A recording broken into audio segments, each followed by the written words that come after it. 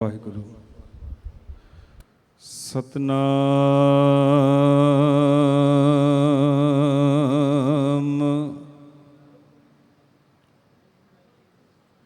ਵਾਹਿਗੁਰੂ ਸਾਹਿਬ ਜੀ। ਜਿਉ ਬੁਲਾਵੇ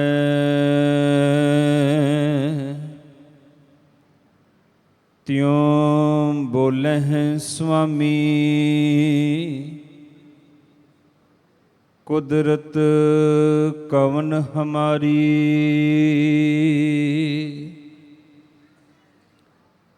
साध संग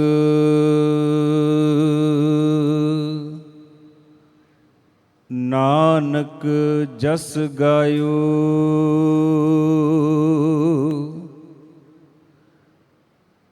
जो प्रभ की अत प्यारी।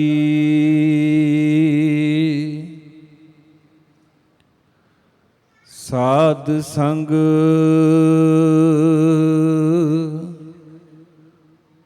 नानक जस गायो,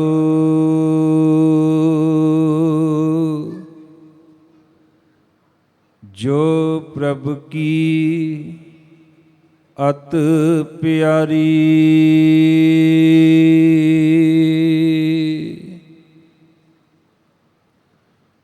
चवर तखत दे मालक गुरता गद्दी ते विराजमान धन धन श्री गुरु ग्रंथ साहिब सच्चे पातशाह जी दी पावन पवित्र मिठी गोद अंदर असी सारे ही साडे मानयोग सत्कारयोग श्री जगदीश अरोड़ा जी अते समूह अरोड़ा परिवार दे उद्यम सदका उन्हां दे बजुर्ग श्री शंकर दास जी अरोड़ा अते माता कुशल्या देवी जी दी पावन मिठी याद नूं मनाउण लई जुड़े हाँ। सोदर रहराज साहिब जी दे पाठ उपरंत जिथे गुरु घर दे हजूरी कीर्तनी जत्थे ने आप जी नूं रब्बी बाणी दे कीर्तन नाल जोड़िया है, उत्थे हुणे हुणे भाई साहब भाई हरभजन सिंह जी रंगीला आप जी नूं रब्बी बाणी दे कीर्तन नाल जोड़ के गए हन। हुण सतगुरु ने तरस करके कुछ समा गुरमत विचारां दे लई बख्शिश कीता है। विचारां दी लड़ी नूं आरंभण तो पहलां एक बार आप जी जितने गुरु दरबार भी जुड़े हो अते यूट्यूब चैनलों के राहीं देशां विदेशां विच इस समागम का आनंद मान रहे हो, सारियां नूं ही बेनती है कि सब तो पहलां अपने मन दियां बिरतियां नूं इकागर करो ते गुरु फतेह दी सांझ पाओ। गज के फतेह गजाओ जी। वाहिगुरु जी का खालसा वाहिगुरु जी की फतेह। धन गुरु तेग बहादुर महाराज जी का एक बड़ा ही प्यारा बचन अक्सर असी कीर्तन रूप दे अंदर गुरु के प्यारे कीर्तनियां पासों श्रवण करते हाँ। उस पावन बचन दे अंदर धन गुरु तेग बहादुर सच्चे पातशाह जी मन नूं संबोधन करके बचन कहते ने कि जाग लेहो रे मना ਜਾਗ ਲਿਹੋ ਰੇ ਮਨਾ ਜਾਗ ਲਿਹੋ, ਕਹਾਂ ਗਾਫਲ ਸੋਹਿਆ। ਇੱਕ ਸਾਡੇ ਤਨ ਦੀ ਨੀਂਦ ਹੈ। ਅੱਜ ਹਰ ਡਾਕਟਰ ਵੀ ਕਹਿੰਦਾ ਹੈ ਕਿ ਹਰੇਕ ਬੰਦੇ ਨੂੰ ਘੱਟੋ ਘੱਟ 7-8 ਘੰਟੇ ਨੀਂਦ ਕਰਨੀ ਚਾਹੀਦੀ ਹੈ, ਤੇ ਅਸੀਂ ਤਨ ਕਰਕੇ ਨੀਂਦ ਕਰਦੇ ਹਾਂ। ਪਰਮਾਤਮਾ ਨੇ ਐਸਾ ਵਿਧਾਨ ਵੀ ਬਣਾ ਦਿੱਤਾ ਕਿ ਦਿਵਸ ਰਾਤ ਦੋਇ ਦਾਈ ਦਾਇਆ ਖੇਲੇ ਸਗਲ ਜਗਤ। ਰਾਤ ਰੂਪੀ ਦਾਈ ਦੀ ਗੋਦ ਵਿੱਚ ਅਸੀਂ ਸਾਰੇ ਹੀ ਤਨ ਕਰਕੇ ਨੀਂਦ ਕਰਦੇ ਹਾਂ। ਪਰ ਧੰਨ ਗੁਰੂ ਤੇਗ ਬਹਾਦਰ ਮਹਾਰਾਜ ਕਹਿੰਦੇ ਸਾਡਾ ਜਿਹੜਾ ਮਨ ਹੈ ਇਹ ਵੀ ਸੁੱਤਾ ਪਿਆ ਹੈ।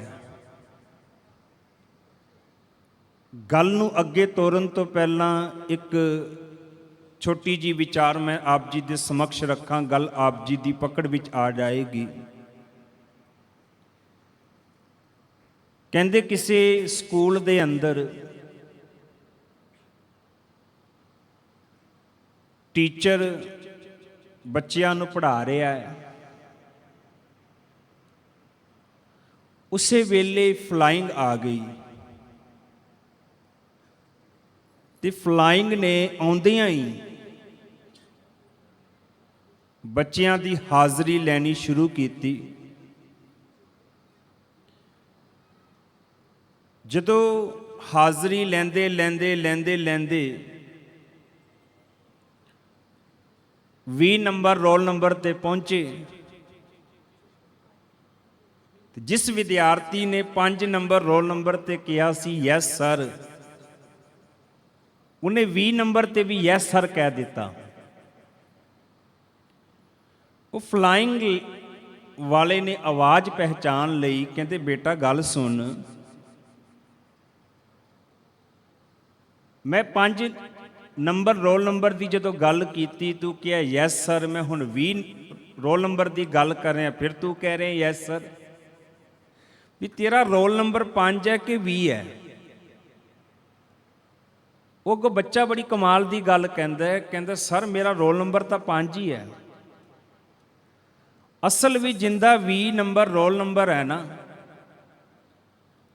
ਉਹ ਅੱਜ ਗੈਰ ਹਾਜ਼ਰ ਹੈ, ਕਿਉਂਕਿ ਅੱਜ ਵਰਲਡ ਕੱਪ ਦਾ ਮੈਚ ਹੋ ਰਿਹਾ। ਉਹ 20 ਨੰਬਰ ਔਰ ਗੈਰ ਹਾਜ਼ਰ ਹੈ, ਵਰਲਡ ਕੱਪ ਦਾ ਮੈਚ ਵੇਖਣ ਗਿਆ। ਮੈਂ ਤਾਂ ਉਹਦੀ ਹਾਜ਼ਰੀ ਲਵਾ ਰਿਹਾ ਸੀ, ਵੈਸੇ ਉਹ ਗੈਰ ਹਾਜ਼ਰ ਹੈ। ਹੁਣ ਫਲਾਈਂਗ ਵਾਲਾ ਟੀਚਰ ਵੱਲ ਮੂੰਹ ਕਰਕੇ ਕਹਿੰਦਾ ਤੁਹਾਨੂੰ ਪਤਾ ਹੈ ਵੀ ਇੱਕ ਬੱਚਾ ਕਲਾਸ ਵਿੱਚੋਂ ਗੈਰ ਹਾਜ਼ਰ ਹੈ, ਉਹਦੀ ਕੋਈ ਹੋਰ ਹਾਜ਼ਰੀ ਲਵਾ ਰਿਹਾ, ਤੁਹਾਨੂੰ ਪਤਾ ਹੀ ਨਹੀਂ ਲੱਗਿਆ? ਮੈਂ ਫੜ ਲਿਆ, ਮੈਂ ਆਵਾਜ਼ ਪਹਿਚਾਨ ਲਈ। ਹੁਣ ਅੱਗੋਂ ਟੀਚਰ ਕੀ ਕਹਿੰਦਾ, ਬੜੇ ਧਿਆਨ ਨਾਲ ਸੁਣਨਾ। ਉਹ ਟੀਚਰ ਕਹਿੰਦਾ ਵੀ ਅਸਲ ਗੱਲ ਕੀ, ਕਹਿੰਦੇ ਮੈਂ ਵੀ ਟੀਚਰ ਨਹੀਂ ਹਾਂ। ਅੱਜ ਟੀਚਰ ਵੀ ਗੈਰ ਹਾਜ਼ਰ ਹੈ, ਉਹ ਵੀ ਵਰਲਡ ਕੱਪ ਦਾ ਮੈਚ ਵੇਖਣ ਗਿਆ, ਮੈਂ ਤਾਂ ਵੈਸੇ ਹੀ ਪੜ੍ਹਾਉਣ ਆ ਗਿਆ। ਹੁਣ ਅੱਗੋਂ ਫਲਾਈਂਗ ਵਾਲਾ ਕੀ ਕਹਿੰਦਾ, ਧਿਆਨ ਨਾਲ ਸੁਣਨਾ। ਕਹਿੰਦੇ ਐਸੀ ਕੋਈ ਗੱਲ ਬਣ ਜਾਏ ਵੀ ਟੀਚਰ ਗੈਰ ਹਾਜ਼ਰ ਹੈ, ਉਹਦੀ ਥਾਂ ਤੇ ਕੋਈ ਡਿਊਟੀ ਕਰ ਰਿਹਾ ਹੈ, ਤੇ ਉਸ ਟੀਚਰ ਨੂੰ ਸਸਪੈਂਡ ਕਰ ਦਿੱਤਾ ਜਾਂਦਾ ਹੈ, ਤੇ ਜਿਹੜਾ ਗਲਤ ਡਿਊਟੀ ਕਰ ਰਿਹਾ ਉਹਨੂੰ ਪਨਿਸ਼ਮੈਂਟ ਦਿੱਤੀ ਜਾਂਦੀ ਹੈ। ਪਰ ਤੁਸੀਂ ਲੱਕੀ ਹੋ, ਤੁਸੀਂ ਭਾਗਾਂ ਵਾਲੇ ਹੋ, ਅੱਜ ਜਿਸ ਫਲਾਈਂਗ ਵਾਲੇ ਨੇ ਛਾਪਾ ਮਾਰਨ ਆਉਣਾ ਸੀ ਨਾ, ਉਹ ਵੀ ਗੈਰ ਹਾਜ਼ਰ ਹੈ, ਉਹ ਵੀ ਵਰਲਡ ਕੱਪ ਦਾ ਮੈਚ ਵੇਖਣ ਗਿਆ। ਮੈਂ ਤਾਂ ਵੈਸੇ ਹੀ ਆ ਗਿਆ। ਹੁਣ ਕਮਾਲ ਹੈ, ਹੱਦ ਹੈ। ਵਿਦਿਆਰਥੀ ਵੀ ਗੈਰ ਹਾਜ਼ਰ ਹੋ ਗਏ, ਟੀਚਰ ਵੀ ਗੈਰ ਹਾਜ਼ਰ ਹੋ ਗਿਆ, ਫਲਾਈਂਗ ਵਾਲੇ ਵੀ ਗੈਰ ਹਾਜ਼ਰ ਹੋ ਗਏ। ਇਸੇ ਤਰ੍ਹਾਂ ਕੁਝ ਸਾਡੇ ਅੰਦਰ ਵੀ ਗੈਰ ਹਾਜ਼ਰੀਆਂ ਲੱਗੀਆਂ ਪਈਆਂ ਨੇ। ਅੱਖਾਂ ਵੀ ਸੋ ਚੁੱਕੀਆਂ ਨੇ, ਕੰਨ ਵੀ ਸੋ ਚੁੱਕੇ ਨੇ, ਰਸਨਾ ਸੋ ਚੁੱਕੀ ਹੈ, ਮਨ ਸੋ ਚੁੱਕਾ ਹੈ। ਸਤਿਗੁਰੂ ਬਾਣੀ ਵਿੱਚ ਕਹਿੰਦੇ ਨੈਣੋ ਨੀਂਦ ਪਰ ਦ੍ਰਿਸ਼ਟ ਵਿਕਾਰ, ਜਿਹੜਾ ਅਸੀਂ ਅੱਖਾਂ ਰਾਹੀਂ ਪਰ ਦ੍ਰਿਸ਼ਟ ਵਿਕਾਰ ਦੇਖਣਾ ਮਾੜਾ ਨਹੀਂ, ਪਰ ਇੱਕ ਵਿਕਾਰ ਦੀ ਦ੍ਰਿਸ਼ਟੀ ਨਾਲ ਵੇਖਣਾ।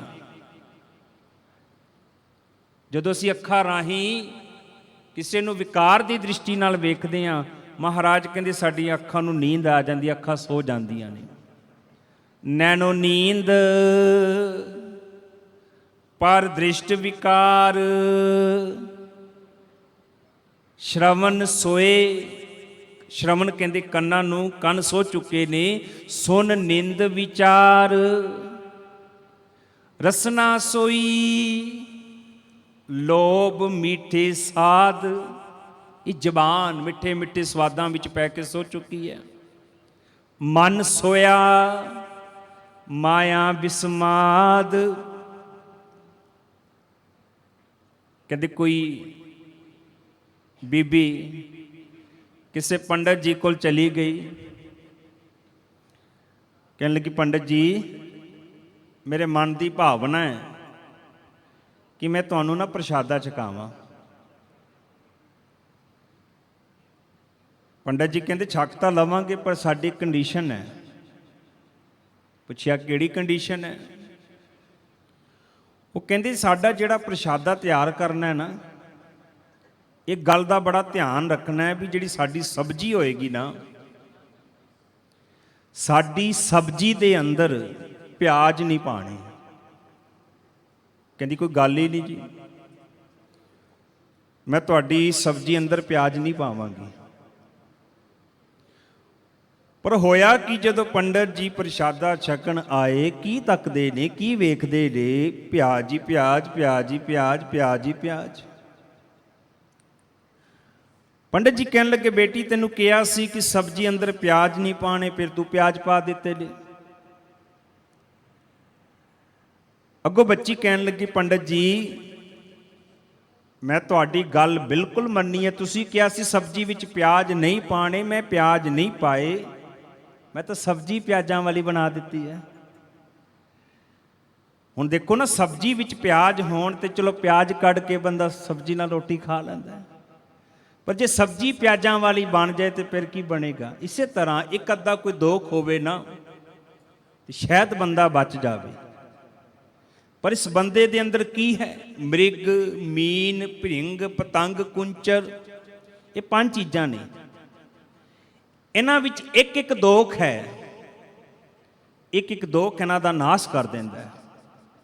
ਮ੍ਰਿਗ, ਭ੍ਰਿੰਗ, ਪਤੰਗ, ਕੁੰਚਰ।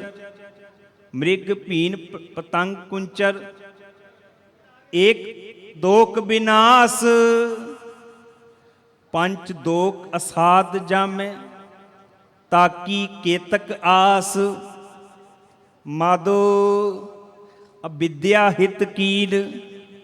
ਵਿਵੇਕ ਦੀਪ ਮਲੀਨ। ਇਹ ਸੁੱਤਾ ਪਿਆ। ਇੱਕ ਇੱਕ ਇੰਦਰੀਆ ਦਾ ਜ਼ਿਕਰ ਕੀਤਾ। ਨੈਣੋ ਨੀਂਦ ਪਰ ਦ੍ਰਿਸ਼ਟ ਵਿਕਾਰ, ਰਸਨਾ ਸੋਈ ਲੋ ਮਿੱਠੇ ਸਾਧ। ਇੱਕ ਇੱਕ ਇੰਦਰੀਆ ਦਾ ਜ਼ਿਕਰ ਕੀਤਾ। ਪਰ ਧੰਨ ਗੁਰੂ ਤੇਗ ਬਹਾਦਰ ਮਹਾਰਾਜ, ਸਮਾਂ ਬੜਾ ਸੰਖੇਪ ਹੈ, ਸਾਨੂੰ ਪ੍ਰੇਰਨਾ ਕਰ ਰਹੇ ਨੇ। ਜਾਗ ਲਿਹੋ ਰੇ ਮਨਾ, ਜਾਗ ਲਿਹੋ, ਕਹਾਂ ਗਾਫਲ ਸੋਹਿਆ। ਧਿਆਨ ਦੇਣਾ, ਇੱਕ ਤਨ ਸਾਡਾ ਨੀਂਦ ਕਰਦਾ ਹੈ, ਪਰ ਕੋਈ ਆਵਾਜ਼ ਹੋ ਜਾਏ, ਕੁੱਤਾ ਭੌਂਕ ਪਵੇ, ਤਨ ਨੂੰ ਜਾਗ ਆ ਜਾਂਦੀ ਹੈ। ਫੋਨ ਦੀ ਘੰਟੀ ਵੱਜ ਪਵੇ, ਤਨ ਨੂੰ ਜਾਗ ਆ ਜਾਂਦੀ ਹੈ। ਅਲਾਰਮ ਵੱਜੇ, ਤਨ ਨੂੰ ਜਾਗ ਆ ਜਾਂਦੀ ਹੈ। ਟੈਂਪਰੇਚਰ ਘਟ ਜਾਏ, ਵੱਧ ਜਾਏ, ਤਨ ਨੂੰ ਜਾਗ ਆ ਜਾਂਦੀ ਹੈ। ਪਰ ਮਨ ਇਹਨਾਂ ਚੀਜ਼ਾਂ ਨਾਲ ਕਦੀ ਨਹੀਂ ਜਾਗਦਾ। ਮਨ ਨੂੰ ਜਗਾਉਣ ਦਾ ਇੱਕੋ ਇੱਕ ਸਾਧਨ ਹੈ, ਉਹ ਹੈ ਰੱਬ ਦਾ ਨਾਮ। ਪੰਥ ਰਤਨ ਗਿਆਨੀ ਸੰਤ ਸਿੰਘ ਜੀ ਮਸਕੀਨ, ਉਹ ਅਕਸਰ ਇੱਕ ਗੱਲ ਕਿਹਾ ਕਰਦੇ ਸਨ। ਉਹ ਕਹਿੰਦੇ ਸਨ, ਵਾਹਿਗੁਰੂ ਵਾਹਿਗੁਰੂ ਵਾਹਿਗੁਰੂ ਦਾ ਸਿਮਰਨ ਵਾਹਿਗੁਰੂ ਨੂੰ ਸੁਣਾਉਣ ਦੇ ਲਈ ਨਹੀਂ, ਆਪਣੇ ਸੁੱਤੇ ਹੋਏ ਮਨ ਨੂੰ ਜਗਾਉਣ ਦੇ ਲਈ ਹੈ। ਮਸਕੀਨ ਸਾਹਿਬ ਅਕਸਰ ਇਹ ਗੱਲ ਕਹਿੰਦੇ ਸਨ ਕਿ ਵਾਹਿਗੁਰੂ ਵਾਹਿਗੁਰੂ ਵਾਹਿਗੁਰੂ ਦਾ ਸਿਮਰਨ ਵਾਹਿਗੁਰੂ ਨੂੰ ਸੁਣਾਉਣ ਦੇ ਲਈ ਨਹੀਂ, ਆਪਣੇ ਸੁੱਤੇ ਹੋਏ ਮਨ ਨੂੰ ਜਗਾਉਣ ਦੇ ਲਈ ਹੈ। ਕਿਉਂਕਿ ਬਾਹਰਲੀ ਆਵਾਜ਼ ਬਾਹਰਲੇ ਤਨ ਨੂੰ ਜਗਾ ਦਿੰਦੀ ਹੈ। ਕੁੱਤਾ ਭੌਂਕ ਪਵੇ ਤਨ ਜਾਗ ਪੈਂਦਾ ਹੈ। ਫੋਨ ਦੀ ਘੰਟੀ ਵੱਜੇ, ਅਲਾਰਮ ਦੀ ਘੰਟੀ ਵੱਜੇ ਤਨ ਜਾਗ ਜਾਂਦਾ ਹੈ। ਡੋਰਬੈਲ ਵੱਜੇ ਤਨ ਜਾਗ ਜਾਂਦਾ ਹੈ। ਟੈਂਪਰੇਚਰ ਘਟ ਜਾਏ ਵੱਧ ਜਾਏ ਤਨ ਨੂੰ ਜਾਗ ਆ ਜਾਂਦੀ ਹੈ। ਵੇਖੋ ਨਾ, ਅੱਜ ਕੱਲ੍ਹ ਅਸੀਂ ਏਸੀ ਔਨ ਕਰਦੇ ਹਾਂ, ਮਾੜੀ ਜੀ ਕੂਲਿੰਗ ਵੱਧ ਜਾਏ ਇੱਕਦਮ ਤਨ ਨੂੰ ਜਾਗ ਆ ਜਾਂਦੀ ਹੈ। ਟੈਂਪਰੇਚਰ ਘਟ ਜਾਏ ਤਾਂ ਜਾਗ ਆ ਜਾਂਦੀ ਹੈ। ਉੱਤੇ ਪਿਆ ਕੱਪੜਾ ਉਤਰ ਜਾਏ ਤਾਂ ਤਨ ਨੂੰ ਜਾਗ ਆ ਜਾਂਦੀ ਹੈ। ਮਨ ਇਹਨਾਂ ਚੀਜ਼ਾਂ ਨਾਲ ਨਹੀਂ ਜਾਗਦਾ। ਮਨ ਨੂੰ ਜਗਾਉਣ ਦਾ ਇੱਕੋ ਇੱਕ ਸਾਧਨ ਹੈ ਵਾਹਿਗੁਰੂ ਵਾਹਿਗੁਰੂ ਵਾਹਿਗੁਰੂ ਵਾਹਿਗੁਰੂ ਦਾ ਸਿਮਰਨ। ਤਾਂ ਹੀ ਮਸਕੀਨ ਸਾਹਿਬ ਕਹਿੰਦੇ ਸਨ ਕਿ ਵਾਹਿਗੁਰੂ ਵਾਹਿਗੁਰੂ ਦਾ ਸਿਮਰਨ ਵਾਹਿਗੁਰੂ ਨੂੰ ਸੁਣਾਉਣ ਦੇ ਲਈ ਨਹੀਂ, ਆਪਣੇ ਸੁੱਤੇ ਮਨ ਨੂੰ ਜਗਾਉਣ ਦੇ ਲਈ ਹੈ। ਧਿਆਨ ਦੇ ਨਾਲ ਸਿਮਰ ਸਿਮਰ ਗੁਰ ਸਤਿਗੁਰ ਆਪਣਾ ਸੋਇਆ ਮਨ ਜਾਗਾਈ। ਧੰਨ ਗੁਰੂ ਤੇਗ ਬਹਾਦਰ ਮਹਾਰਾਜ ਮਨ ਨੂੰ ਸੰਬੋਧਨ ਕਰਕੇ ਇੱਕ ਪ੍ਰੇਰਨਾ ਸਾਨੂੰ ਦੇ ਰਹੇ ਨੇ ਵੀ ਜਾਗ ਲਿਹੋ ਰੇ ਮਨਾ ਜਾਗ ਲਿਹੋ। ਮੈਂ ਪਰਸੋਂ ਵੀ ਇੱਕ ਦੀਵਾਨ ਅੰਦਰ ਬੇਨਤੀ ਕਰ ਰਿਹਾ ਸੀ ਕਿ ਗੁਰੂ ਗ੍ਰੰਥ ਸਾਹਿਬ ਮਹਾਰਾਜ ਜੀ ਦਾ ਕੋਈ ਐਸਾ ਅੰਗ ਨਹੀਂ ਹੈ ਜਿਸ ਅੰਗ ਦੇ ਉੱਤੇ ਮਨ ਦਾ ਜ਼ਿਕਰ ਨਾ ਕੀਤਾ ਗਿਆ ਹੋਵੇ। ਬੜੀ ਡੂੰਘੀ ਗੱਲ ਹੈ, ਧਿਆਨ ਨਾਲ ਸੁਣਨਾ। ਸ਼੍ਰੀ ਗੁਰੂ ਗ੍ਰੰਥ ਸਾਹਿਬ ਜੀ ਦਾ ਐਸਾ ਕੋਈ ਅੰਗ ਨਹੀਂ ਹੈ ਜਿਸ ਦੇ ਉੱਤੇ ਮਨ ਦਾ ਜ਼ਿਕਰ ਨਾ ਕੀਤਾ ਗਿਆ ਹੋਵੇ। ਮਹਾਂਪੁਰਸ਼ਾਂ ਨੂੰ ਬੇਨਤੀ ਹੈ ਕਿ ਸਟੇਜ ਤੇ ਆ ਜਾਓ। ਜੀ ਆਇਆਂ ਨੂੰ। ਸਾਡੇ ਵਿੱਚ ਧੰਨ ਗੁਰੂ ਰਾਮਦਾਸ ਮਹਾਰਾਜ ਜੀ ਦੇ ਦਰੋਂ ਵਰਸਾਏ ਭਾਈ ਸਾਹਿਬ ਭਾਈ ਸੋਮਾ ਸ਼ਾਹ ਜੀ ਦੀ 13ਵੀਂ ਅੰਸ਼ ਵਿੱਚੋਂ ਭਾਈ ਸਾਹਿਬ ਭਾਈ ਗੁਰਵਿੰਦਰ ਸ਼ਾਹ ਸਿੰਘ ਜੀ ਆਪਣੇ ਜੱਥੇ ਸਮੇਤ ਪੁੱਜੇ ਨੇ। ਉਹਨਾਂ ਦੀ ਆਮਦ ਤੇ ਇੱਕ ਜਕਾਰੇ ਦੀ ਗੂੰਜ ਪਾਈਏ। ਬੋਲੇ ਸੋ ਨਿਹਾਲ। ਉਸ ਸਟੇਜ ਤੇ ਸ਼ੋਭਤ ਨੇ ਅਗਲੇ ਸਮੇਂ ਵਿੱਚ ਉਹਨਾਂ ਨੇ ਆਪ ਜੀ ਨੂੰ ਰੱਬੀ ਬਾਣੀ ਦੇ ਕੀਰਤਨ ਵਿਚਾਰਾਂ ਦੇ ਨਾਲ ਜੋੜਨਾ ਹੈ। ਦਸ ਜਿਹੜੀ ਬੇਨਤੀ ਕਰ ਰਿਹਾ ਸੀ, ਧਿਆਨ ਨਾਲ ਸ਼ਰਵਣ ਕਰਨਾ। ਆਓ ਸਮਾਪਤੀ ਵੱਲ ਵਧਾਂਗੇ। ਫਿਰ ਧੰਨ ਸ਼੍ਰੀ ਗੁਰੂ ਗ੍ਰੰਥ ਸਾਹਿਬ ਜੀ ਦਾ ਐਸਾ ਕੋਈ ਅੰਗ ਨਹੀਂ ਜਿਸ ਤੇ ਮਹਾਰਾਜ ਨੇ ਮਨ ਦੀ ਵਰਤੋਂ ਨਾ ਕੀਤੀ ਹੋਵੇ, ਕਿਉਂਕਿ ਜਿਹੜਾ ਪਰਮਾਰਥ ਹੈ ਨਾ ਉਹ ਤਨ ਦਾ ਵਿਸ਼ਾ ਨਹੀਂ, ਮਨ ਦਾ ਵਿਸ਼ਾ ਹੈ। ਤਨ ਕਰਕੇ ਤਾਂ ਰੱਬ ਸਾਰਿਆਂ ਦੇ ਵਿੱਚ ਹੈ, ਤਾਂ ਹੀ ਤਨ ਦੀ ਸੱਤਾ ਹੈ। ਭਾਵੇਂ ਕੋਈ ਚੋਰ ਹੈ, ਭਾਵੇਂ ਕੋਈ ਸੰਤ ਹੈ, ਤਨ ਕਰਕੇ ਰੱਬ ਸਾਰਿਆਂ ਵਿੱਚ ਹੈ। ਭਾਵੇਂ ਸੰਤ ਹੈ, ਭਾਵੇਂ ਚੋਰ, ਤਾਂ ਹੀ ਤਨ ਦੀ ਸੱਤਾ ਹੈ। ਇੱਕ ਚੋਰ ਤੇ ਸੰਤ ਦਾ ਫਰਕ ਹੁੰਦਾ ਮਨ ਦਾ। ਤਾਂ ਹੀ ਗੁਰੂ ਤੇਗ ਬਹਾਦਰ ਮਹਾਰਾਜ ਨੇ ਇੱਕ ਗੱਲ ਕਹੀ, ਕਹਿੰਦੇ ਏਕ ਭਗਤ ਭਗਵਾਨ ਜੇ ਪ੍ਰਾਣੀ ਕੇ ਨਾਹੇ ਮਨ। ਤੇ ਰੋਜ਼ ਤੁਸੀਂ ਪੜ੍ਹਦੇ ਹੋ ਹਰ ਗੁਰ ਤੇ ਮਨੈ ਬਸੇਰਾ। ਪਰਮਾਰਥ ਮਨ ਦਾ ਵਿਸ਼ਾ ਹੈ। ਬਸ ਉਹ ਜਿਹੜਾ ਤਨ ਕਰਕੇ ਸਾਡੇ ਸਾਰਿਆਂ ਵਿੱਚ ਹੈ, ਜਿੰਦੇ ਕਰਕੇ ਸਾਡੇ ਤਨ ਦੀ ਸੱਤਾ ਉਹ ਸਾਡੇ ਮਨ ਵਿੱਚ ਆਵੇ। ਇਸੇ ਕਰਕੇ ਗੁਰੂ ਗ੍ਰੰਥ ਸਾਹਿਬ ਜੀ ਦਾ ਕੋਈ ਐਸਾ ਅੰਗ ਨਹੀਂ ਜਿੰਦੇ ਤੇ ਮਨ ਦੀ ਵਰਤੋਂ ਨਾ ਕੀਤੀ ਗਈ ਹੋਵੇ। ਤੇ ਬਹੁਤਾਤ ਬਾਣੀ ਮਨ ਨੂੰ ਸੰਬੋਧਨ ਕਰਕੇ ਉਚਾਰਨ ਕੀਤੀ ਗਈ ਹੈ। ਹੁਣ ਧੰਨ ਗੁਰੂ ਤੇਗ ਬਹਾਦਰ ਮਹਾਰਾਜ, ਕਿਉਂਕਿ ਰੰਗੀਲਾ ਜੀ ਜਿਹੜਾ ਕੀਰਤਨ ਕਰਕੇ ਗਏ ਨੇ ਨਾ, ਉਸੇ ਨੂੰ ਆਧਾਰ ਬਣਾ ਕੇ ਦਾਸ ਨੇ ਵਿਸ਼ੇ ਨੂੰ ਆਰੰਭਿਆ ਹੈ। ਮਹਾਰਾਜ ਕਹਿੰਦੇ ਜਾਗ ਲਿਹੋ ਰੇ ਮਨਾ ਜਾਗ ਲਿਹੋ ਕਹਾਂ ਗਾਫਲ ਸੋਹਿਆ। ਹੁਣ ਧਿਆਨ ਦੇਣਾ, ਬੜੀ ਪੁਰਾਣੀ ਗੱਲ, ਕੈਨੇਡਾ ਸਰੀ ਦੇ ਵਿੱਚ ਸਕਾਟ ਰੋਡ ਤੇ ਇੱਕ ਗੁਰਦੁਆਰਾ ਹੈ, ਗੁਰੂ ਨਾਨਕ ਸਿੱਖ ਟੈਂਪਲ। ਇੱਕ ਵਾਰ ਦਾਸ ਉੱਪਰੋਂ ਦੀ ਹਾਜ਼ਰੀ ਭਰ ਕੇ, ਕਿਉਂਕਿ ਉਹਨਾਂ ਦਾ ਥੱਲੇ ਲੰਗਰ ਹਾਲ ਹੈ, ਉੱਪਰ ਦੀਵਾਨ ਹਾਲ ਹੈ, ਤੇ ਦੀਵਾਨ ਹਾਲ ਦੀ ਐਂਟਰੀ ਲੰਗਰ ਦੇ ਵਿੱਚੋਂ ਹੈ, ਕਾਰ ਸੇਵਾ ਚੱਲ ਰਹੀ ਸੀ। ਦਾਸ ਉੱਪਰੋਂ ਹਾਜ਼ਰੀ ਭਰ ਕੇ ਜਦੋਂ ਥੱਲੋਂ ਲੰਗਰ ਹਾਲ ਵਿੱਚੋਂ ਲੰਘਿਆ ਨਾ, ਤੇ ਕੁਛ ਮਾਤਾਵਾਂ ਭੈਣਾਂ ਪਿਆ ਚੀਰੀਆਂ ਸਨ। ਧਿਆਨ ਦੇਣਾ, ਬੜੀ ਡੂੰਗੀ ਗੱਲ ਹੈ। ਤੇ ਦਾਸ ਕੋਲੋਂ ਦੀ ਲੰਘਿਆ, ਉਹਨਾਂ ਨੇ ਫਤਿਹ ਗਜਾਈ ਤੇ ਕਹਿਣ ਲੱਗੇ, ਕਹਿੰਦੇ ਬਾਬਾ ਜੀ, ਗਿਆਨੀ ਜੀ, ਕੋਈ ਗਿਆਨ ਦੀ ਗੱਲ ਹੀ ਸੁਣਾ ਦਿਓ, ਕੋਈ ਗਿਆਨ ਦੀ ਗੱਲ ਹੀ ਸੁਣਾ ਦਿਓ। ਮੈਂ ਕਿਹਾ ਪਰਮਾਰਥ ਦਾ ਇੱਕ ਬੜਾ ਵੱਡਾ ਗਿਆਨ ਇਸ ਵੇਲੇ ਤੁਹਾਡੇ ਹੱਥ ਵਿੱਚ ਹੈ। ਗੱਲ ਨੂੰ ਬੜੇ ਧਿਆਨ ਨਾਲ ਸੁਣਨਾ। ਉਹ ਬੀਬੀਆਂ ਪਿਆਜ਼ ਚੀਰ ਰਹੀਆਂ ਨੇ ਲੰਗਰ ਹਾਲ ਵਿੱਚ ਬਹਿ ਕੇ। ਉਹ ਕਹਿੰਦੇ ਗਿਆਨੀ ਜੀ ਕੋਈ ਗਿਆਨ ਦੀ ਗੱਲ ਸੁਣਾਓ। ਮੈਂ ਕਿਹਾ ਇਸ ਟਾਈਮ ਬੜਾ ਵੱਡਾ ਗਿਆਨ ਤੁਹਾਡੇ ਹੱਥ ਵਿੱਚ ਹੈ। ਉਹ ਬੀਬੀਆਂ ਕਹਿੰਦੀ ਸਾਡੇ ਹੱਥ ਹੀ ਤਾਂ ਪਿਆਜ਼ ਹੈ, ਗਿਆਨ ਦੀ ਕਿਹੜੀ ਗੱਲ ਹੈ। ਮੈਂ ਕਿਹਾ ਹੁਣ ਧਿਆਨ ਨਾਲ ਸੁਣੋ। ਜਿਹੜਾ ਪਿਆਜ਼ ਹੈ ਨਾ, ਜਦ ਤੱਕ ਪਿਆਜ਼ ਦੇ ਉੱਤੇ ਛਿਲਕਾ ਹੈ,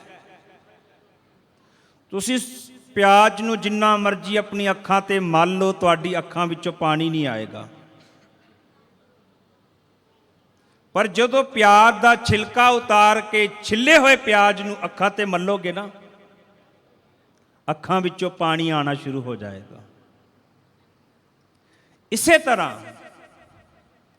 ਜਦ ਤੱਕ ਸਾਡੇ ਅੰਦਰ ਅਗਿਆਨਤਾ ਦਾ, ਅਨਾਤਮ ਦਾ ਪਰਦਾ ਹੈ, ਛਿਲਕਾ ਹੈ, ਕਦੀ ਬੈਰਾਗ ਦੇ ਹੰਝੂ ਆ ਹੀ ਨਹੀਂ ਸਕਦੇ। ਤੇ ਜੇ ਬੈਰਾਗ ਨਾ ਆਇਆ ਤੇ ਪਰਮਾਰਥ ਵਿੱਚ ਤੁਸੀਂ ਕੁਝ ਵੀ ਪ੍ਰਾਪਤ ਨਹੀਂ ਕਰ ਸਕਦੇ। ਜਿਸ ਤਰ੍ਹਾਂ, ਮੇਰੀ ਗੱਲ ਨੂੰ ਹੋਰ ਧਿਆਨ ਨਾਲ ਸੁਣਨਾ, ਹਰ ਮੁਲਕ ਦੇ ਆਪਣੇ ਆਪਣੇ ਨਿਯਮ ਨੇ, ਰੂਲਸ ਨੇ, ਪਰ ਕੋਈ ਵੀ ਮੇਰੀ ਧੀ ਭੈਣ, ਕੋਈ ਵੀ ਇਸਤਰੀ ਭਾਵੇਂ ਕਿਸੇ ਮੁਲਕ ਦੀ ਹੈ, ਕੈਨੇਡਾ, ਅਮਰੀਕਾ, ਇੰਗਲੈਂਡ, ਯੂਰਪ, ਕਿਸੇ ਮੁਲਕ ਦੀ ਹੈ, ਇੱਕ ਰੱਬੀ ਨਿਯਮ ਹੈ, ਜਦ ਤੱਕ ਉਹ ਪ੍ਰਸੂਤ ਦੀ ਪੀੜਾ ਨੂੰ ਸਹਿਣ ਨਹੀਂ ਕਰ ਲੈਂਦੀ ਨਾ, ਉਹ ਕਦੀ ਮਾਂ ਨਹੀਂ ਬਣ ਸਕਦੀ। ਇਸੇ ਤਰ੍ਹਾਂ ਜਿਗਿਆਸੂ ਜਦ ਤੱਕ ਬੈਰਾਗ ਦੀ, ਬਿਰਹਾ ਦੀ ਪੀੜਾ ਨੂੰ ਸਹਿਣ ਨਹੀਂ ਕਰ ਲੈਂਦਾ, ਉਹ ਕਦੀ ਭਗਤ ਬਣ ਹੀ ਨਹੀਂ ਸਕਦਾ। ਬਿਰਹਾ, ਬਿਰਹਾ ਆਖੀ ਹੈ, ਬਿਰਹਾ ਤੂੰ ਸੁਲਤਾਨ, ਫਰੀਦਾ ਜਿਤਨ ਬਿਰੋ ਨਾ ਉਪਜੈ, ਸੋ ਤਨ ਜਾਨ ਆਸਾਨ। ਪਰਮਾਰਥ ਦੇ ਅੰਦਰ ਬੈਰਾਗ ਦਾ ਹੋਣਾ ਬੜਾ ਜ਼ਰੂਰੀ ਹੈ। ਬਿਨ ਬੈਰਾਗ ਨਾ ਛੂਟ ਸਮਾਇਆ।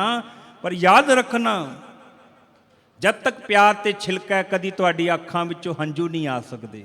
ਪਿਆਜ਼ ਦਾ ਛਿਲਕਾ ਹਟ ਗਿਆ, ਹੰਝੂ ਆਉਣਗੇ। ਇਸੇ ਤਰ੍ਹਾਂ ਜਦ ਤੱਕ ਅਗਿਆਨਤਾ ਦਾ, ਅਨਾਤਮ ਦਾ, ਮੋਹ ਦਾ ਛਿਲਕਾ ਹੈ, ਮਾਇਆ ਦਾ ਛਿਲਕਾ ਹੈ, ਤੁਹਾਡੇ ਅੰਦਰੋਂ ਕਦੀ ਬੈਰਾਗ ਪੈਦਾ ਹੀ ਨਹੀਂ ਹੋ ਸਕਦਾ। ਉਹ ਬੈਰਾਗ ਦਾ ਛਿਲਕਾ, ਉਹ ਮੋਹ ਦਾ ਛਿਲਕਾ ਦੂਰ ਕਰਨ ਲਈ ਮਹਾਰਾਜ ਸਾਨੂੰ ਪ੍ਰੇਰਨਾ ਦੇ ਰਹੇ ਨੇ ਕਿ ਜਾਗ ਲਿਹੋ ਰੇ ਮਨਾ, ਜਾਗ ਲਿਹੋ ਕਹਾਂ ਗਾਫਲ ਸੋਹਿਆ। ਕਿੰਨਾ ਮਹਾਰਾਜ ਨੇੜੇ ਲੈ ਕੇ ਸਾਡਾ ਮੋਹ ਤੋੜਨ ਲਈ, ਅਗਿਆਨਤਾ ਨੂੰ ਤੋੜਨ ਲਈ, ਉਹ ਛਿਲਕਾ ਤਾਰਨ ਲਈ। ਮਹਾਰਾਜ ਕਹਿੰਦੇ ਸੋਚ ਤੇਰੀ ਨਿਕਟਵਰਤੀ ਚੀਜ਼ ਕਿਹੜੀ ਹੈ, ਸਭ ਤੋਂ ਨੇੜੇ ਦੀ। ਬੰਦਾ ਸੋਚੀ ਪੈ ਗਿਆ। ਮਹਾਰਾਜ ਕਹਿੰਦੇ ਤੇਰੀ ਸਭ ਤੋਂ ਨਿਕਟਵਰਤੀ ਚੀਜ਼ ਹੈ ਤੇਰਾ ਤਨ। ਬੜੀਆਂ ਥਾਵਾਂ ਐਸੀਆਂ ਨੇ, ਸ਼ਾਇਦ ਤੇਰੀ ਘਰਵਾਲੀ ਤੇਰੇ ਨਾਲ ਨਾ ਗਈ ਹੋਵੇ, ਤੇਰੇ ਬੱਚੇ ਤੇਰੇ ਨਾਲ ਨਾ ਗਏ ਹੋਣ, ਪਰ ਤੇਰਾ ਤਨ ਤਾਂ ਹਰ ਵੇਲੇ ਤੇਰੇ ਨਾਲ ਗਿਆ। ਤੇ ਮਹਾਰਾਜ ਕਹਿੰਦੇ ਅੰਤ ਵੇਲੇ ਤਾਂ ਤਨ ਵੀ ਨਾਲ ਨਹੀਂ ਜਾਂਦਾ। ਜੜ ਮਾਇਆ ਜਿੰਨੀ ਤੇਰੀ ਸੰਪत्ति ਹੈ, ਇਹਨੇ ਟਸ ਤੋਂ ਮਸ ਨਹੀਂ ਹੋਣਾ।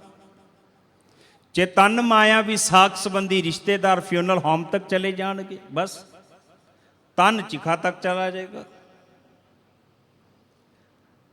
ਜੋ ਤਨ ਉਪਜਿਆ ਸੰਗ ਹੀ ਸੋਪੀ, ਸੰਗ ਨਾ ਹੋਇਆ ਅਗਲੀ ਗੱਲ ਤਾਂ ਛੱਡ ਹੀ ਦੇ। ਤਾਂ ਕਿਹਾ ਜਾਗ ਲਿਹੋ ਰੇ ਮਨਾ, ਜਾਗ ਲਿਹੋ ਕਹਾਂ ਗਾਫਲ ਸੋਇਆ। ਜੋ ਤਨ ਉਪਜਿਆ ਸੰਗ ਹੀ, ਸੋ ਭੀ ਸੰਗ ਨਾ ਹੋਇਆ। ਧਿਆਨ ਦੇਣਾ, ਸਮਾਪਤੀ ਕਰਨ ਲੱਗੇ ਹਾਂ।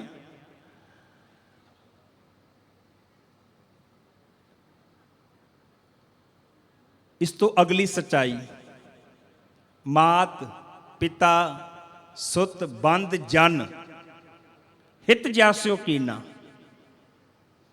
ਇਹ 'ਚ ਤਨ ਮਾਇਆ ਸਾਰੀ, ਸਾਕ ਸੰਬੰਧੀ ਰਿਸ਼ਤੇਦਾਰ। ਪਰ ਜਿਉ ਛੂਟਿਓ ਜਬ ਦੇਹ ਤੇ ਡਾਰ, ਅਗਨ ਮੈਂ ਦੀਨਾ। ਜੀਵਤ ਲੋ ਵਿਵਹਾਰ ਹੈ, ਜਗ ਕੋ ਤੁਮ ਜਾਨੋ। ਹੁਣ ਅਸਲ ਜਿਹੜੀ ਪ੍ਰੇਰਨਾ ਮਹਾਰਾਜ ਦੇਣੀ ਚਾਹੁੰਦੇ ਨੇ, ਕਹਿੰਦੇ ਨਾਨਕ ਹਰ ਗੁਣ ਗਾਏ ਲੈ। ਜਿੱਥੋਂ ਰੰਗੀਲਾ ਜੀ ਨੇ ਬਚਨ ਸ਼ੁਰੂ ਕੀਤਾ ਸੀ, ਨਾਨਕ ਹਰ ਗੁਣ ਗਾਏ ਲੈ, ਸਭ ਸੁਪਨ ਸਮਾਨੋ। ਸੰਸਾਰ ਤੱਕ ਸੁਪਨੇ ਦੀ ਨਿਆਈ ਹੈ ਨਾ, ਬਸ ਫਰਕ ਇਤਨਾ ਹੈ, ਰਾਤੀ ਸੁੱਤਿਆਂ ਪਿਆ ਅਸੀਂ ਬੰਦ ਅੱਖ ਦਾ ਸੁਪਨਾ ਵੇਖਦੇ ਹਾਂ, ਸੰਸਾਰ ਇੱਕ ਖੁੱਲੀ ਅੱਖ ਦਾ ਸੁਪਨਾ ਹੈ, ਸੁਪਨਾ ਹੀ। ਤੇ ਜੋ ਸੁਪਨਾ ਅਰ ਪੇਖਣਾ, ਐਸੇ ਜਗ ਕੋ ਜਾਨ। ਇਸ ਕਰਕੇ ਮਹਾਰਾਜ ਸਾਨੂੰ ਪ੍ਰੇਰਨਾ ਦੇ ਰਹੇ ਨੇ। ਅਰੋੜਾ ਪਰਿਵਾਰ ਵੱਲੋਂ ਸ਼੍ਰੀ ਜਗਦੀਸ਼ ਅਰੋੜਾ ਜੀ ਅਤੇ ਸਮੂਹ ਅਰੋੜਾ ਪਰਿਵਾਰ ਵੱਲੋਂ, ਜਿੱਥੇ ਅਸੀਂ ਬਜ਼ੁਰਗਾਂ ਦੀ ਯਾਦ ਨੂੰ ਮਨਾਉਣ ਲਈ ਜੁੜੇ ਹਾਂ। ਯਾਦ ਤਾਂ ਇੱਕ ਨਿਮਿਤ ਹੈ, ਇਸ ਯਾਦ ਨੂੰ ਨਿਮਿਤ ਰੱਖ ਕੇ ਨਿਤ ਨਾਲ ਜੁੜਨਾ ਹੈ।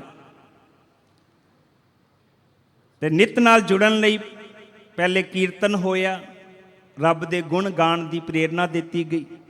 ਤੇ ਦਾਸ ਨੇ ਵੀ ਉਸੇ ਵਿਸ਼ੇ ਨੂੰ ਲੈ ਕੇ ਕਿਹਾ ਵੀ ਨਾਨਕ ਹਰ ਗੁਣ ਗਾਏ ਲੈ, ਸਭ ਸੁਫਨ ਸਮਾਨੋ।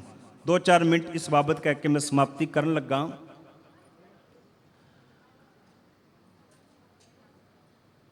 ਇੱਕ ਬੰਦਾ ਬਿਮਾਰ ਹੋ ਗਿਆ। ਉਹ ਬਿਮਾਰ ਬੰਦਾ ਕਿਸੇ ਡਾਕਟਰ ਕੋਲ ਚਲਾ ਗਿਆ, XYZ ਕੁਛ ਵੀ ਡਾਕਟਰ ਦਾ ਨਾਮ ਹੈ। ਤੇ ਹੁਣ ਉਹ ਬਿਮਾਰ ਬੰਦਾ ਮਾਲਾ ਫੜ ਕੇ ਉਸ XYZ ਜੋ ਵੀ ਡਾਕਟਰ ਦਾ ਨਾਮ ਹੈ, ਉਸ ਦੇ ਨਾਮ ਦੀ ਮਾਲਾ ਨੂੰ ਜਪੀ ਜਾਵੇ, ਜਪੀ ਜਾਵੇ। ਮੈਨੂੰ ਇੱਕ ਗੱਲ ਦੱਸੋ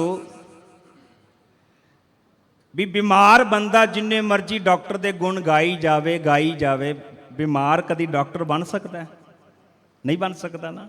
ਉਹਨੇ ਬਿਮਾਰ ਹੀ ਰਹਿਣਾ, ਮਰੀਜ਼ ਹੀ ਰਹਿਣਾ, ਜਿੰਨੇ ਮਰਜ਼ੀ ਡਾਕਟਰ ਦੇ ਗੁਣ ਗਾ ਲਵੇ।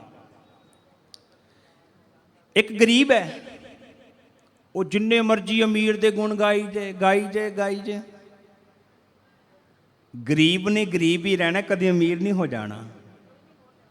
ਇੱਕ ਅਨਪੜ੍ਹ ਹੈ, ਉਹ ਜਿੰਨੇ ਮਰਜ਼ੀ ਪੜ੍ਹੇ ਲਿਖੇ ਦੇ ਗੁਣ ਗਾਈ ਜਾਏ, ਗਾਈ ਜਾਵੇ, ਗਾ ਵੀ ਜਾਏ। ਅਨਪੜ੍ਹ ਤਾਂ ਅਨਪੜ੍ਹ ਹੀ ਰਹਿੰਦਾ, ਕਦੀ ਪੜ੍ਹਿਆ ਲਿਖਿਆ ਨਹੀਂ ਹੋ ਸਕਿਆ।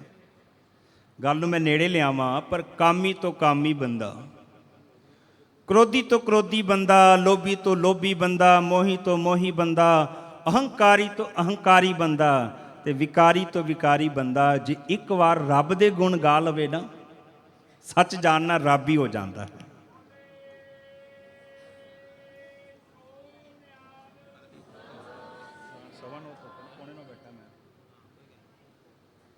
ਗੁਰੂ ਅਮਰਦਾਸ ਮਹਾਰਾਜ ਦੀ ਕਦੀ ਬਾਣੀ ਪੜ੍ਹ ਕੇ ਵੇਖੋ।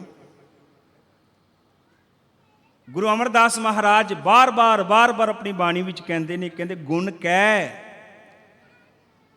ਗੁਣੀ ਸਮਾਵਨਿਆ। ਮਹਾਰਾਜ ਕਹਿੰਦੇ ਇੱਕ ਅਨਪੜ੍ਹ ਪੜ੍ਹੇ ਲਿਖੇ ਦੇ ਗੁਣ ਗਾਵੇ, ਅਨਪੜ੍ਹ ਰਹਿੰਦਾ, ਕਦੀ ਪੜ੍ਹਿਆ ਲਿਖਿਆ ਨਹੀਂ ਹੋ ਸਕਿਆ। ਗਰੀਬ ਅਮੀਰ ਦੇ ਗੁਣ ਗਾ ਲਵੇ, ਗਰੀਬ ਗਰੀਬ ਹੀ ਰਹਿੰਦਾ, ਅਮੀਰ ਨਹੀਂ ਹੋ ਸਕਿਆ। ਇੱਕ ਮਰੀਜ਼ ਡਾਕਟਰ ਦੇ ਜਿੰਨੇ ਮਰਜ਼ੀ ਗੁਣ ਗਾ ਲਵੇ, ਮਰੀਜ਼ ਕਦੀ ਡਾਕਟਰ ਨਹੀਂ ਬਣ ਗਿਆ। ਪਰ ਵੇਖੋ ਕੈਸਾ ਕਾਮੀ ਤੋਂ ਕਾਮੀ, ਕ੍ਰੋਧੀ ਤੋਂ ਕ੍ਰੋਧੀ, ਲੋਭੀ ਤੋਂ ਲੋਭੀ, ਮੋਹੀ ਤੋਂ ਮੋਹੀ, ਅਹੰਕਾਰੀ ਤੋਂ ਅਹੰਕਾਰੀ, ਵਿਕਾਰੀ ਤੋਂ ਵਿਕਾਰੀ। ਜਿਹੜਾ ਇੱਕ ਵਾਰ ਰੱਬ ਦੇ ਗੁਣ ਗਾ ਲੈਂਦਾ ਨਾ, ਉਹ ਰੱਬ ਹੀ ਹੋ ਜਾਂਦਾ। ਗੁਣ ਕਹਿ ਗੁਣੀ ਸਮਾਵੜਿਆ। ਤੋ ਧੰਨ ਗੁਰੂ ਤੇਗ ਬਹਾਦਰ ਮਹਾਰਾਜ ਸਾਡੇ ਅੰਦਰ ਜਿਹੜੀ ਅਗਿਆਨਤਾ ਹੈ, ਅਨਾਤਮ ਹੈ, ਉਸ ਅਗਿਆਨਤਾ ਨੂੰ ਦੂਰ ਕਰਨ ਲਈ, ਉਸ ਮੋਹ ਦੇ ਛਿਲਕੇ ਨੂੰ ਉਤਾਰਨ ਲਈ ਸਾਨੂੰ ਇੱਕ ਪ੍ਰੇਰਨਾ ਦੇ ਰਹੇ ਨੇ। ਕਹਿੰਦੇ ਜਾਗ ਲਿਹੋ ਰੇ ਮਨਾ, ਜਾਗ ਲਿਹੋ ਕਹਾਂ ਗਾਫਲ ਸੋਇਆ, ਜੋ ਤਨ ਉਪਜਿਆ ਸੰਗ ਹੀ, सो भी संग न होया। रहाओ मात पिता सुत बंद जन हित जास्यो कीना। जियो छूट्यो जब देह ते डार अगन में दीना। जीवत लो व्यवहार है जग को तुम जानो। नानक हर गुण गाए लै सब सुपन समानो। जे संसार भी तू फसे है, ये तो सुपने की न्याई है। जो सुपना अर पेखना ऐसे जग को जान। पर वो हरि दे गुण गा जिन्हें नाल निभना है। देखो मैं कई बार एक बेनती करया करदा, लोगों के साख संबंधी रिश्तेदार, लोगों के साख संबंधी रिश्तेदार लोगों नूं एयरपोर्ट छड्डण भी जाते हैं तो लैन भी जाते हैं। ठीक है ना। रेलवे स्टेशन छड्डण भी जाते हैं, लैन भी जाते हैं। बस स्टैंड छड्डण भी जाते हैं, लैन भी जाते हैं। मॉल भी छड्डण भी जाते हैं, लैन भी जाते हैं। गुरुद्वारे छड्डण भी जाते हैं, लैन भी जाते हैं। इक्को ही थां है जिते सारे छड्डण जाते हैं, लैन कोई नहीं गया। Funeral home. ठीक है ना। उत्तों फिर गुरु लैन आंदा है, गुरु लैके जाता है। याद रखना, गुरु लैके जाता है। सुखमनी साहब का तुसी रोज़ पाठ करते हो। जे मार्ग के, ये अगला रास्ता शुरू होना है ना उत्थों दी। गने जाए ना कोसा, हर का नाम उआ संग तोसा। जय पैंडे माँ अंध गुबारा, हर का नाम संग उजियारा। जिथे अवगट गलियां भीड़ियां, तिथे हर हर मुक्त कराए। एक मिनट तक वचन कह के समाप्ति करन लगा। गुरु ग्रंथ साहिब जी के अंदर दोनों पक्ष लए ने महाराज ने, दोनों पक्ष। भैन जी थोड़ा जा चुप दा दान बख्शो प्लीज। जे महाराज ने एक पासे पक्ष लिया कि जगत में झूठी देखी प्रीत, ठीक है ना। तो महाराज कहते सिखा घबरा ना, जे संसार भी झूठी प्रीत है ना, तो फिर सच्ची प्रीत भी हैगी है। वो सच्ची प्रीत है गुरु दी, रब दी, जिंदे गुण गान ली प्रेरणा हो रही है। तो प्रीत कैसी है, किस तरह निभन वाली है, एक वचन सुनो तो समाप्ति करिए। थोड़े दिन पहले असी 15 तरीक नूं धन गुरु हरगोबिंद साहिब सच्चे पातशाह जी का ना गुरपुरब मनाया। गुरु हरगोबिंद साहिब सच्चे पातशाह मीरी पीरी दे सतगुरु ने समय की हुकूमत नाल 4 जंगां लड़ियां। जदों महाराज ने महराज की जंग लड़ी, जंग लड़न तो बाद सतगुरु रन तत्ते भी चले गए। गुरु का एक बड़ा ही प्यारा सिख, मालवे के अंदर एक पिंड है गंडवा, वो गंडवा का रहने वाला है भाई मुगलू, और रन तत्ते विच पे है। महाराज भाई मुगलू दे कोल गए, भाई मुगलू का सीस चुक के ना अपनी गोद विच लै लिया। ते महाराज कहते भाई मुगलू मंग की मंगदा है? मंगना मंगन नीका हर जस गुरते मंगना। मंगन दीवियां वख-वख स्टेजां ने। वो भाई मुगलू की मंग नूं भी नमस्कार है। वो भाई मुगलू हथ जोड़ के कहता महाराज जे अज त्रुठे हो, जे अज त्रुठे हो तो बेनती है मेरी कि जे अज मेरा अंतिम समा है, अंतिम समा, तो महाराज मेरा मरना सांभ लो। क्या जाना कि मरेंगे, कैसा मरना होए, जेकर साहिब मनो न विसरै तां सहला मरना होए। महाराज जे अंतिम समय है ना, अज मेरा मरना सांभ लो, तो जे नहीं तो अज मेरे नाल वादा करो कि जदों मेरा अंतिम समा आएगा इसे तरह तुहाडी गोद होएगी तो मेरा सीस होएगा। हुण साची प्रीत, निभण वाली प्रीत, धन गुरु हरगोबिंद साहिब सच्चे पातशाह कहते भाई मुगलू असां चोला छड़ जाना है, तैं अजे मात लोक ते रहना है, पर तेरे नाल वादा रहा ਜਦੋਂ ਸਾਡੀ ਨੌਵੀਂ ਜੋਤ ਮੇਰਾ ਹੀ ਸੁਪੁੱਤਰ ਧੰਨ ਗੁਰੂ ਤੇਗ ਬਹਾਦਰ ਮਹਾਰਾਜ ਉਹ ਆ ਕੇ ਤੇਰਾ ਮਰਨਾ ਸਾਂਭੇਗਾ ਤੇ 3 ਦਿਨ ਪਹਿਲੇ ਤੈਨੂੰ ਲਖਤਾ ਹੋ ਜਾਏਗੀ। ਗੁਰੂ ਪਿਆਰੀ ਸਾਧ ਸੰਗਤ, ਤੋਂ ਭਾਈ ਮੁਗਲੂ ਆਪਣੇ ਪਿੰਡ ਗੰਡਵਾ ਚਲਾ ਗਿਆ। ਜਦੋਂ ਧੰਨ ਗੁਰੂ ਤੇਗ ਬਹਾਦਰ ਮਹਾਰਾਜ ਬਾਬੇ ਬਕਾਲੇ ਦੀ ਧਰਤੀ ਤੇ ਪ੍ਰਗਟ ਹੋਏ, ਮਹਾਰਾਜ ਸ਼੍ਰੀ ਅੰਮ੍ਰਿਤਸਰ ਦੀ ਧਰਤੀ ਤੇ ਗਏ, ਵੱਲੇ ਪਿੰਡ ਗਏ। ਉਸ ਤੋਂ ਬਾਅਦ ਮਹਾਰਾਜ ਨੇ ਨਾ ਮਾਲਵੇ ਦਾ ਰਟਨ ਕੀਤਾ। ਮਹਾਰਾਜ ਦੇ ਮਾਲਵਾ ਰਟਨ ਦੀ ਪੋਥੀ ਵੀ ਮਿਲਦੀ ਹੈ। ਤੇ ਕਹਿੰਦੇ 3 ਦਿਨ ਪਹਿਲੇ ਫਿਰ ਭਾਈ ਮੁਗਲੂ ਨੂੰ ਲਗਤਾ ਹੋ ਗਈ ਕਿ ਮੇਰਾ ਅੰਤਮ ਸਮਾਂ ਨੇੜੇ ਹੈ। ਸਾਰੇ ਪਿੰਡ ਵਿੱਚ ਕਹਿ ਦਿੱਤਾ ਕਿ ਤੀਜੇ ਦਿਨ ਧੰਨ ਗੁਰੂ ਹਰਗੋਬਿੰਦ ਸਾਹਿਬ ਸੱਚੇ ਪਾਤਸ਼ਾਹ ਦੇ ਸੁਪੁੱਤਰ 9ਵੇਂ ਗੁਰੂ ਨਾਨਕ ਧੰਨ ਗੁਰੂ ਤੇਗ ਬਹਾਦਰ ਮਹਾਰਾਜ ਆਉਣਗੇ। ਪਿੰਡ ਵਾਲੇ ਕਹਿੰਦੇ ਸ਼ਦਾਈ ਹੋ ਗਿਆ, ਕੈਸੀਆਂ ਗੱਲਾਂ ਕਰਦਾ ਹੈ। ਪਰਿਵਾਰ ਦਿਆਂ ਨੂੰ ਪ੍ਰਤੀਤ ਸੀ। ਗੁਰੂ ਪਿਆਰੀ ਸਾਧ ਸੰਗਤ, ਜਦੋਂ ਤੀਜਾ ਦਿਨ ਆਇਆ ਨਾ, ਤੀਜਾ ਦਿਨ ਅੰਮ੍ਰਿਤ ਵੇਲਾ ਹੋਇਆ, ਭਾਈ ਮੁਗਲੂ ਨੇ ਇਸ਼ਨਾਨ ਕੀਤਾ, ਚੌਂਕੜਾ ਮਾਰ ਕੇ ਨਿਤਨੇਮ ਕੀਤਾ ਤੇ ਮੰਜੀ ਤੇ ਆਰਾਮ ਕਰਨ ਲੱਗ ਗਿਆ। ਧੰਨ ਗੁਰੂ ਤੇਗ ਬਹਾਦਰ ਮਹਾਰਾਜ ਘੋੜੇ ਤੇ ਸਵਾਰ ਮਾਲਵੇ ਦਾ ਰਟਨ ਕਰ ਰਹੇ ਨੇ। ਮਹਾਰਾਜ ਉਹਦੇ ਪਿੰਡ ਪਹੁੰਚੇ, ਭਾਈ ਮੁਗਲੂ ਦੇ ਘਰ ਘੋੜੇ ਸਮੇਤ ਆਏ ਤੇ ਆਵਾਜ਼ ਮਾਰੀ, ਭਾਈ ਮੁਗਲੂ ਅਸੀਂ ਆ ਗਏ ਹਾਂ। ਸਤਿਗੁਰੂ ਨੇ ਭਾਈ ਮੁਗਲੂ ਦਾ ਸੀਸ ਚੁੱਕ ਕੇ ਆਪਣੀ ਗੋਦ ਵਿੱਚ ਰੱਖਿਆ। ਜਦੋਂ ਭਾਈ ਮੁਗਲੂ ਨੇ ਮਹਾਰਾਜ ਦੇ ਮੁਖ ਵੱਲ ਵੇਖਿਆ ਨਾ, ਪੁੱਤਰ ਵਿੱਚੋਂ ਪਿਓ ਦੇ ਦਰਸ਼ਨ ਹੋਏ। ਇਹ ਹੈ ਗੁਰੂ ਦੀ ਪ੍ਰੀਤ, ਕੈਸੇ ਗੁਰੂ ਨਿਭਦਾ ਨਾਲ। ਉਹ ਰੱਬ ਜਿਹਦੇ ਗੁਣ ਗਾਉਣ ਲਈ ਕਿਹਾ ਗਿਆ, ਪੁੱਤਰ ਵਿੱਚੋਂ ਪਿਓ ਦੇ ਦਰਸ਼ਨ ਹੋਏ। ਧੰਨ ਗੁਰੂ ਤੇਗ ਬਹਾਦਰ ਮਹਾਰਾਜ ਵਿੱਚੋਂ ਧੰਨ ਗੁਰੂ ਹਰਗੋਬਿੰਦ ਸਾਹਿਬ ਸੱਚੇ ਪਾਤਸ਼ਾਹ ਦੇ ਦਰਸ਼ਨ ਹੋਏ। ਤੇ ਮਹਾਰਾਜ ਨੇ ਕਿਹਾ, ਕਹਿ ਭਾਈ ਮੁਗਲੂ ਸਤਨਾਮ ਸ਼੍ਰੀ ਵਾਹਿਗੁਰੂ। ਉਹਨੇ ਸਤਨਾਮ ਸ਼੍ਰੀ ਵਾਹਿਗੁਰੂ ਕਿਹਾ ਤੇ ਮਹਾਰਾਜ ਦੀ ਗੋਦ ਵਿੱਚ ਨਾ ਸਰੀਰ ਛੱਡ ਦਿੱਤਾ। ਇਸ ਕਰਕੇ ਮੈਂ ਬੇਨਤੀ ਕਰ ਰਿਹਾ, ਇੱਕ ਨਿਭਣ ਵਾਲੀ ਪ੍ਰੀਤ ਹੈ ਗੁਰੂ ਤੇ ਰੱਬ ਦੀ।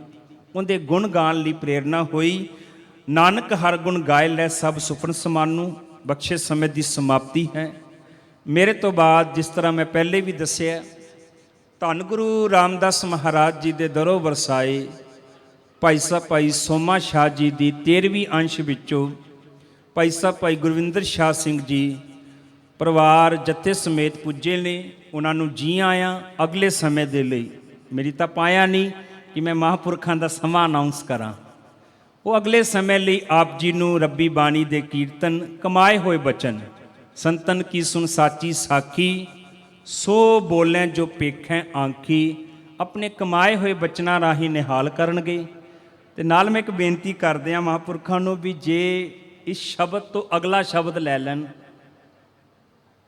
ਜਾਗ ਲੈ ਹੋ ਰੇ ਮਨਾ ਸ਼ਬਦ ਦਾਸ ਨੇ ਲਿਆ, ਇਸ ਤੋਂ ਅਗਲਾ ਸ਼ਬਦ ਮਨਾ ਗਾਏ ਲੈ, ਇੱਕ ਕਨਸੈਪਟ ਚੱਲ ਪਏਗਾ। ਜੋ ਸੰਗੀ ਹੈ ਤੇਰੋ ਅਵਸਰ ਬੀਤਿਓ ਜਾਤ ਹੈ, ਕਹਿਓ ਮਾਨ ਲਓ ਮੇਰਾ। ਇਸ ਤੋਂ ਬਾਅਦ ਉਹਨਾਂ ਤੋਂ ਬਾਅਦ ਸੰਤ ਕੀਰਤਨੀਏ ਭਾਈ ਸਾਹਿਬ ਭਾਈ ਚਮਨਜੀਤ ਸਿੰਘ ਜੀ ਲਾਲ, ਉਹ ਵੀ ਕੁਝ ਸਮਾਂ ਤੱਕ ਪਹੁੰਚਣ ਵਾਲੇ ਨੇ। ਉਹਨਾਂ ਨੇ ਵੀ ਆਪ ਜੀ ਨੂੰ ਰੱਬੀ ਬਾਣੀ ਦੇ ਕੀਰਤਨ ਨਾਲ ਨਿਹਾਲ ਕਰਨਾ। ਸਾਰਿਆਂ ਦਾ ਧੰਨਵਾਦ, ਕਿਸੇ ਦਾ ਵਿਸ਼ੇਸ਼ ਨਾਮ ਨਹੀਂ ਲੈਣ ਲੱਗੇ, ਸਾਰਿਆਂ ਦਾ ਧੰਨਵਾਦ।